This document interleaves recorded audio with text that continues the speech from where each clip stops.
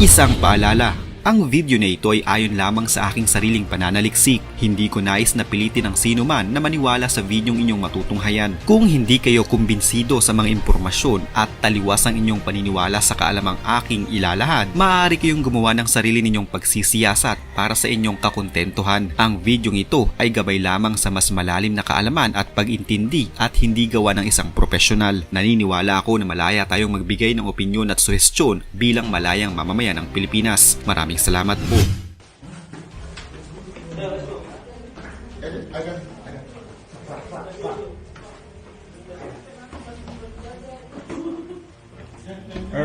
Sa wakas, matapos ang matagal na panahong paghahanap at pagtugis kay Alice Guo, ang 4 ng Setyembre ay nahuli na din ito. Kinumpirma ng Presidential Anti-Organized Crime Commission o PAOK na naaresto na ng otoridad si dismissed Bamban Tarlac Mayor Alice Guo sa Tangerang City, Jakarta sa bansang Indonesia noong Miyerkules 4 ng Setyembre. Ayon sa PAOK, kinumpirma sa kanila ni Senior Superintendent Odi Lotur ng Indonesian Police na naaresto si Guo bandang 1:30 ng umaga. Ayon naman sa Bureau of Immigration, palipat-lipat umano ng hotel si Guo para makaiwas sa mga otoridad. Halos 2 araw lamang daw ang itinatagal nito kada hotel o sa iba pang lugar na pinupuntahan.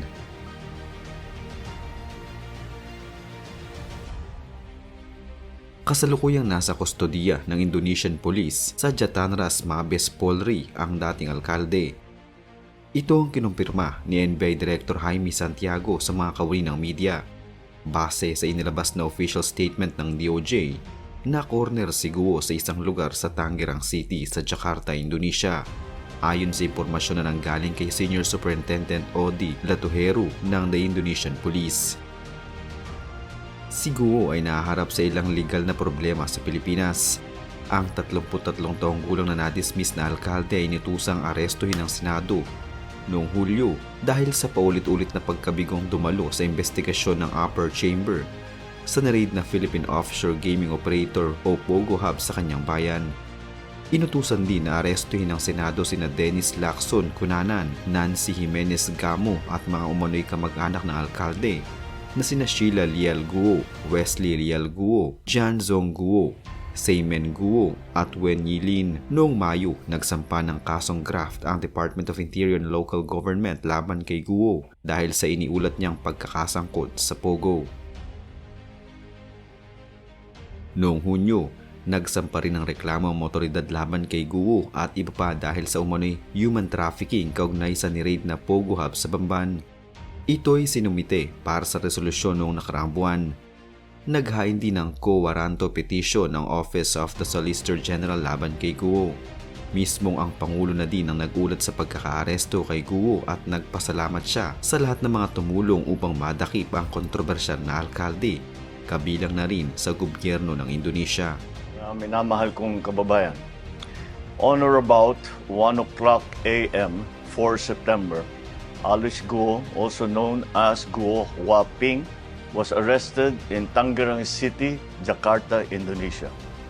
I congratulate all law enforcement personnel who made this apprehension possible. The public may not know the intricate details of this mission that you have successfully accomplished, but on their behalf, accept my thanks. The Philippines also thanks the Indonesian government for their assistance on this matter. The close cooperation between our two governments has made this arrest possible. Let this serve as a warning to those who attempt to evade justice. Such is an exercise in futility. The arm of the law is long, and it will reach you. This government continues in its duty to apply the rule of law. Ms. Guo shall be entitled to all legal protections due her under the laws of the land and pursuant to our commitment to the rule of law. But we will not allow this to prolong the resolution of the case, whose outcome will be a victory for the Filipino people.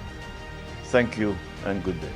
Tiniyak naman ng Pangulo na mananagot si Guo sa kasalanang kanyang nagawa sa ating bansa. 10 ng mga tumulong sa kanya upang siya ay makalabas ng bansa. Well, they don't require marching orders. They're doing they're implementing the legal orders that were sent to them by the court, and that is to bring back the fugitive Alice Guo to the Philippines. So that is what they are doing. We are already finalizing the arrangements for the return of Alice Guo back to the Philippines sometime today. Sir, identified na po ba sino yung masisibak? Sino? Masisibak, sir. Oh, you'll find out soon enough. Sir, may number na ba tayo? Kung ilang personal po yun? Ilan po yung masisibak, sir?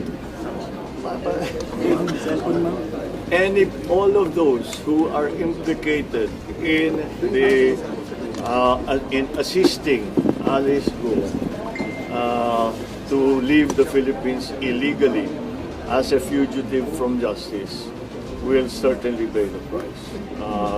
Not only will they, ang tanong nyo, sino yung sisipakin? Hindi lang namin sila sisipakin, kakasuhan pa namin sila.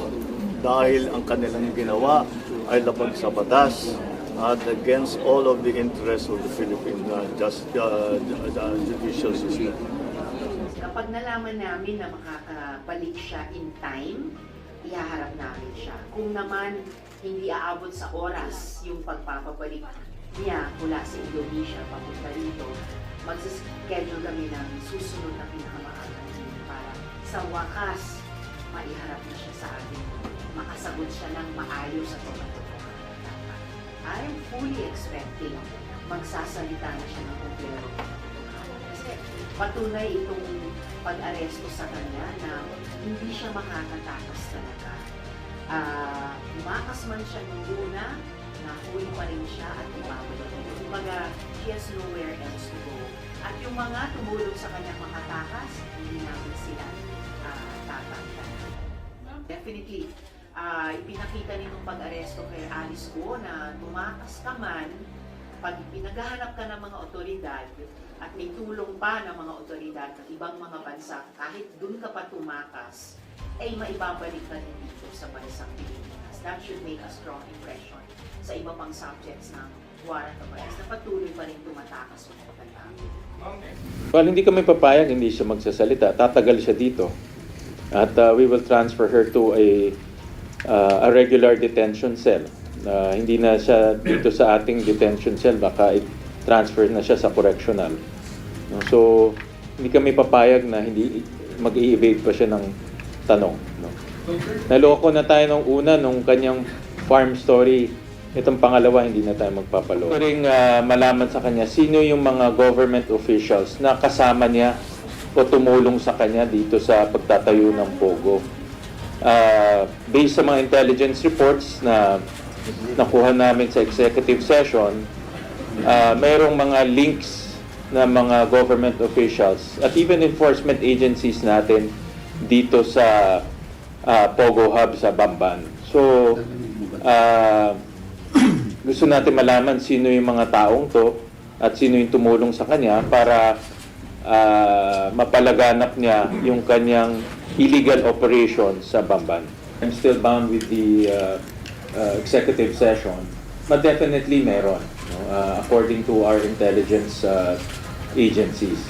At mas maganda na rin manggaling sa kanya yon dahil siya yung direktang nakikipag-transact dito sa mga taong to. So, para talagang kasi yung paghinto sa Pogo is only one aspect. Pero yung mga taong tumulong, mabuo itong mga Pogo sa ating bansa, kasama yung mga government officials, mga politicians, government officials, even enforcement agencies. Kailangan rin natin malaman yan at habulin. No? At ako naniniwala na si Guo Huaping, kilala niya itong mga ito. Ito po siya. Nahuli na po siya. Ayan po siya. Sa isang hotel po siya nakuha at leader lang po natin yung ating mga counterparts. Ito po siya. Under detention.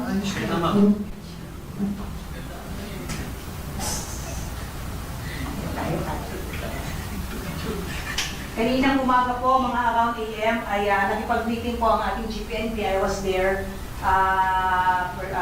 Na-witness po natin yung meeting po ng ating GPNP sa ating foreign counterparts para pag-usapan po kung paano po yung magiging paglipat po ng custody ni Alice Guo sa Philippine National Police. Ayan po, nag-meeting po via Zoom sila PNP at ayan po siya, pinakita po. Lipat mo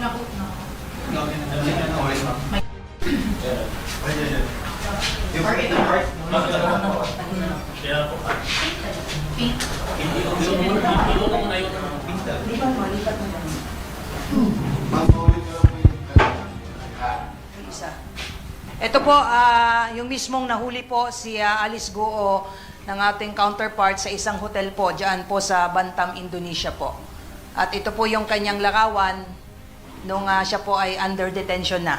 Pinakita po sa atin yung proof of life, yung picture po ni Alice Guo habang nakikipag-meeting po yung ating Chief PNP kanina, mga around 8 a.m. po kanina, nakipag-meeting po mismo yung ating Chief PNP, yung ating SILG ay nakikipag-meeting na rin po sa ambassador para pag-usapan po kung paano po yung magiging paglipat po ng custody po ni Alice Guo sa Philippine government through the Philippine National Police. So ayan po siya, pinakita po sa atin mismo si Alice Guo po during the meeting po. So ayan po siya.